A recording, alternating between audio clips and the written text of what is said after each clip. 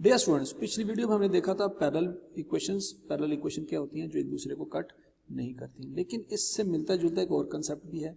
वो कंसेप्ट ये है कि अगर एक लाइन के ऊपर ही दूसरी लाइन आ जाए, ये लाइन 1 है, ठीक है, और ये लाइन 2 है, ये लाइन 2 भी उसके बिल्कुल ऊपर आ रही है, बिल्कुल ऊपर। हर पॉइंट जो है ना, हर लाइन का हर पॉइंट जो है ना आपस में मैच कर, दो लाइनें लेकिन बिल्कुल एक दूसरे के ऊपर है, ऊपर नीचे है। ऐसी लाइंस जो बिल्कुल एक दूसरे के ऊपर बिल्कुल मैच कर जाए, उनको हम कहते हैं ओवरलैपिंग इक्वेशंस। ओवरलैपिंग इक्वेशन का मतलब ये होता है कि बिल्कुल एक दूसरे के साथ आइडेंटिकल है। अब ओवरलैपिंग इक्वेशन और पैरेलल इक्वेशन में फर्क क्या है? ओवरलैपिंग इक्वेशन में स्लोप भी सेम होती है, ओवरलैपिंग इक्वेशन की भी स्लोप बिल्कुल सेम है, लेकिन उनके y इंटरसेप्ट भी सेम होते हैं और x इंटरसेप्ट भी सेम होते हैं। ठीक है जी, ये बात आपने अच्छी तरह से याद रखनी है, ये बात पहले नहीं थी। पैरेलल इक्वेशन में सिर्फ स्लोप सेम होती है, y इंटरसेप्ट और x इंटरसेप्ट सेम नहीं होते, लेकिन ओवरलैपिंग इक्वेशन में हर एक चीज सेम होती है। हम उसकी एग्जांपल इस तरह से ले लेते हैं कि 2x plus y is equal to 20 और 4x plus 2y is equal to 40। फर्ज करें ये दो इक्वेशन है और वो कहते हैं दोनों इक्वेशन को सॉल्व करें, तो डेफिनेटली इन दोनों इक्वेशन को सॉल्व करने के लिए ऊपर वाली इक्वेशन को हम 2 से मल्टीप्लाई कर देंगे, वो हो जाएगा जी 4x plus 2y is equal to 40। अगर हम इसको सॉल्व करते हैं तो ये सब कुछ कैंसिल हो जाता है, 0 0 0, कुछ भी नहीं बचता, ना x ना y ना कांस्टेंट। ठीक है जी, ये पहचान होती है कि अगर आप दो इक्वेशन को सॉल्व करें और कुछ भी ना बचे ना, ये ओवरलैपिंग इक्वेशन की पहचान है। ठीक है जी, पैरेलल इक्वेशन में भी हमने दो इक्वेशन को सॉल्व किया था, तो वहां पे x नहीं आया था, y नहीं आया था, लेकिन कुछ ना कुछ बच गया था, कांस्टेंट में से कुछ ना कुछ बच गया था। इनमें से तो कांस्टेंट में भी कुछ नहीं बचा, वो भी सारा का सारा कैंसिल हो गया। जब सब कुछ राइट लेफ्ट सब कुछ कैंसिल हो जाए तो वो ओवरलैपिंग इक्वेशन की एग्जाम्पल है। इन दोनों इक्वेशन से आप स्लोप निकाल लें, स्लोप सेम होगी। ठीक है जी, अब बिल्कुल आइडेंटिकल इक्वेशंस हैं दोनों, लेफ्ट साइड राइट साइड हर एक चीज जो है इनकी आइडेंटिकल है, तो ये ओवरलैपिंग इक्वेशन की एग्जांपल है। अच्छा जी, अब हम इसको कैलकुलेटर पे सॉल्व करके देख लेते हैं कि कैलकुलेटर पे सॉल्व होती है कि नहीं होती। ठीक है जी, एक ही जगह ये दो इक्वेशन है कि ये 2x plus y is equal to 20 है, ये 2 पुट करेंगे, y की जगह 1 और ये 20, और दूसरी equation 4x plus 2 is equal to 40 है, तो x के साथ आ रहा है 4, y के साथ आ रहा है जी 2 और यहाँ पे आ रहा है 40। पुट करते हैं जी, आंसर इन्फिनिट सोल्यूशन। पिछले में लिखा हुआ था नो सोल्यूशन, इसमें लिखा हुआ इन्फिनिट सोल्यूशन, ये याद रखना। इसका मतलब क्या है? इसका मतलब यह है कि ऐसा नहीं है कि एक दूसरे को कट नहीं करती, बेसिकली इसका मतलब यह है कि ये हर पॉइंट पे एक दूसरे को हर एक पॉइंट पे कट कर रही है। नॉर्मल इक्वेशन में होता यह है कि दो इक्वेशन सिर्फ एक पॉइंट पे कट करती है, जिसको हम पॉइंट ऑफ इंटरसेक्शन कहते हैं। इनका तो हर पॉइंट ही पॉइंट ऑफ इंटरसेक्शन है, इसलिए यहाँ पे इन्फिनिट सोल्यूशन हो सकते हैं। ठीक है जी, याद रखिएगा ओवरलैपिंग इक्वेशन में इन्फिनिट सोल्यूशन होते हैं। एक आधा हो तो चलो बंदा फाइंड कर लेता है, इन्फिनिट सोल्यूशन कैसे फाइंड करे कैलकुलेटर? और ओवरलैपिंग इक्वेशन में कोई सोल्यूशन नहीं होता, इनका नो सोल्यूशन। ठीक है जी, ये आपने फर्क अच्छी तरह से याद रखना है। ठीक है जी, अब हम आगे सॉल्व करते हैं। एक और कंसेप्ट है हमारे पास, वो है जी परपेंडिकुलर इक्वेशंस। ये अगला टॉपिक है हमारा।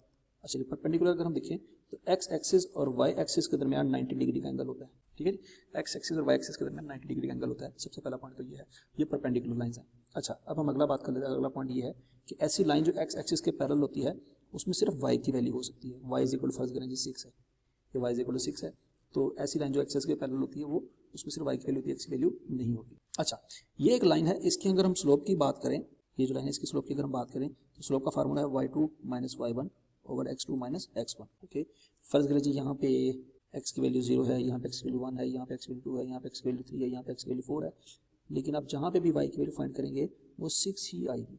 तो कोई भी पॉइंट ले लें आप, मतलब x2 पुट कर लें जी 4 और x1 पुट कर लें जी, फर्ज करें जी ये पॉइंट है और ये पॉइंट ले लेते हैं 4 माइनस 1 और 6 माइनस 6, 0/3 इज इक्वल टू 0। तो ऐसी इक्वेशन जो x एक्सिस के पैरेलल है उसकी स्लोप आती है 0। ठीक है जी, आप इसको लिख लें जी, the line parallel to x axis has 0 slope. ये बात बहुत इंपॉर्टेंट है, ये आपने याद रखनी है। एक और इंपॉर्टेंट पॉइंट आपके पास आ गया कि ऐसी लाइन जो x एक्सिस के पैरेलल होती है उसकी स्लोप 0 होती है। अच्छा जी, अब हमने x एक्सिस की बात कर ली, अब हम y एक्सिस की बात कर लेते हैं। फर्स्ट करें जी, ये एक लाइन है, यहाँ पे x की वैल्यू 2 है और यहाँ पे y की वैल्यू 1 2 3 4 एंड सो ऑन। ठीक है जी, ये पॉइंट है जहाँ पे x की वैल्यू 2 है और y की वैल्यू 1 है, यहाँ पे दोनों की पॉइंट 2 2 है, यहाँ पे 3 1 है, 3 2 है सॉरी, और यहाँ पे 4 2। ये पॉइंट से मुख्तलिफ किस्म के, और ये y के पैरेलल है। याद रखिएगा जो लाइन y के पैरेलल होती है उसमें सिर्फ x की वैल्यू होगी, x की वैल्यू है 2, तो ये लाइन 2 के हिसाब से बनी, y की वैल्यू गिवन नहीं है आपको क्वेश्चन, तो x की वैल्यू गिवन है सिर्फ, ठीक है जी। ओके, अब इसमें हम फर्स्ट करें ये वाला पॉइंट ले लेते हैं और ये वाला पॉइंट ले लेते हैं। इस पॉइंट पे x की वैल्यू 2 है, y की वैल्यू 1 है, और इस पॉइंट पे x की वैल्यू 2 है और y की वैल्यू 3 है। स्लोप दोबारा y2 minus y1 over x2 minus x1, फार्मूले में वैल्यू पुट कर देते हैं जी। y2 ये वाला पॉइंट ले लेते हैं 3, y1 ये वाला पॉइंट ले लेते हैं जी 1, x2 भी 2 है और x1 भी 2 है, तो 2 ओवर 0, आंसर आ जाएगा infinity. Anything divided by 0 is equal to infinity. तो यहाँ पे ये बात समझ आइए कि वो लाइन जो y एक्सिस के पैरेलल है, ठीक है जी, the line parallel to y axis have infinite slope, उसकी स्लोप इन्फिनिट होती है। तो वो लाइन जो x एक्सिस के पैरेलल उसकी 0 स्लोप है, और वो लाइन जो y एक्सिस के पैरेलल उसकी इन्फिनिट स्लोप है। ये बात अपने अच्छी तरह से याद रखनी है, ठीक हो गया जी।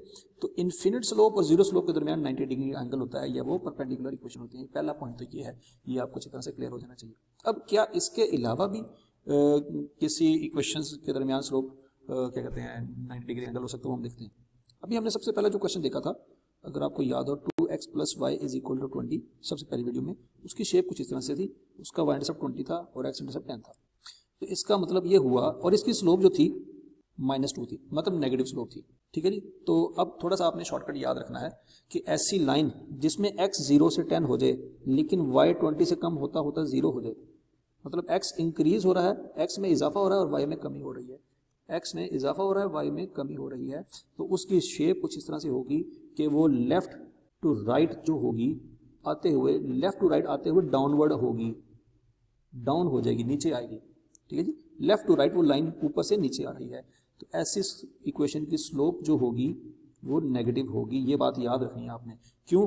क्योंकि x बढ़ रहा है और y कम हो रहा है। यहाँ पे देखें जरा y 20 था और यहाँ पे देखें y 0 था, यहाँ पे x 0 था और यहाँ पे x 10 था, ठीक है जी। y 0 से 20 पे जब जाता है तो x उस वक्त 10 से 0 पे चला जाता है, तो मतलब x बढ़ रहा है और y कम हो रहा है, या x कम हो रहा है y बढ़ रहा है, जिस तरह से मर्जी देख लें, दोनों में नेगेटिव रिलेशन है, ऑपोजिट रिलेशन है, ठीक है जी। दोनों उल्टी डायरेक्शन में चल रहे हैं, x अगर इस डायरेक्शन में जा रहा है तो y इस डायरेक्शन में जा रहा है। तो इस तरह से जो भी लाइन बनेगी उसकी स्लोप आज के बाद याद रखनी है आपने, नेगेटिव होती है। लेकिन अगर लाइन कुछ इस तरह से हो, यहाँ पे अगर आप गौर से देखें तो x 0 है, y भी 0 है, और यहाँ पे कोई भी पॉइंट फर्ज कर अज्यूम कर लेते हैं x की वैल्यू 10 है तो y की वैल्यू भी 10 है।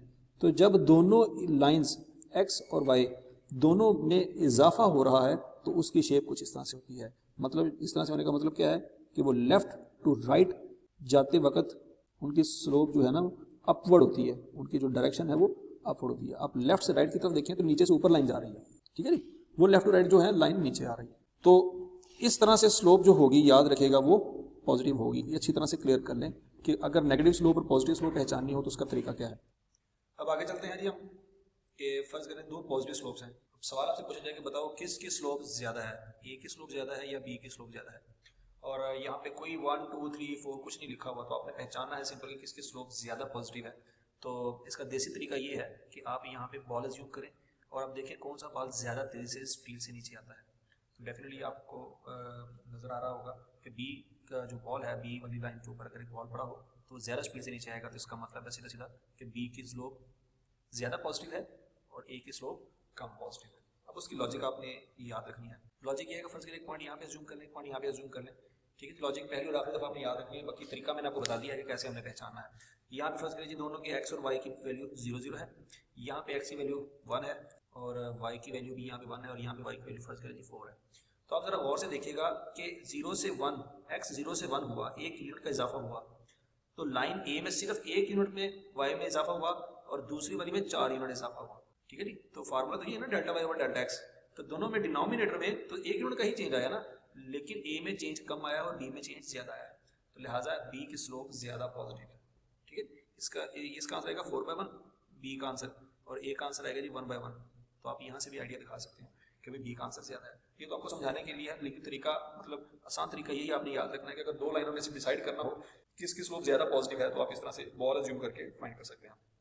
और दूसरा पॉइंट, कभी भी दो पॉजिटिव स्लोप वाली लाइनों के दरमियान 90 का एंगल नहीं हो सकता, ये बात याद रखना, ठीक है। दो पॉजिटिव स्लोप रखने वाली लाइनों के दरमियान कभी 90 का एंगल नहीं हो सकता। इसी तरह से अगर दो नेगेटिव लाइनें हैं, ये ए है और ये बी है, इसकी स्लोप भी नेगेटिव है, इसकी स्लोप भी नेगेटिव है, और आपसे पूछा जाए बताएं किसकी स्लोप ज्यादा नेगेटिव है, वंस अगेन आप दोनों पे बॉल जूम करें तो आप देखेंगे कि ए वाली जो लाइन है उससे बॉल ज्यादा स्पीड से नीचे आएगा, तो ए वाली हाईली नेगेटिव है, ठीक है, ए वाली हाईली नेगेटिव है, बी वाली कम नेगेटिव है दोनों नेगेटिव, लेकिन ए की वैल्यू ज्यादा नेगेटिव है।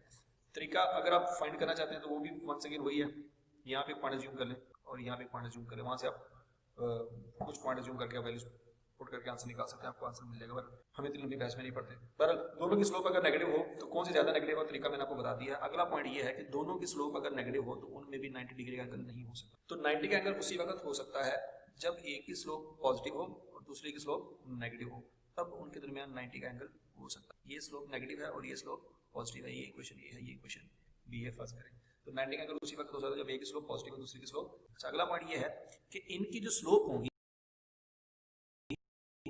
m1 इंटू m2, इनको जब मल्टीप्लाई करेंगे तो आंसर -1 आएगा। ये कंडीशन याद रखें, इनको जब मल्टीप्लाई करेंगे आंसर -1 आएगा। मतलब इसका क्या है कि अगर फर्ज करें a की स्लोप आती है -2 तो b की स्लोप आएगी +1/2, मतलब -2 और +1/2 को मल्टीप्लाई करेंगे तभी तो आंसर -1 आएगा, ठीक है।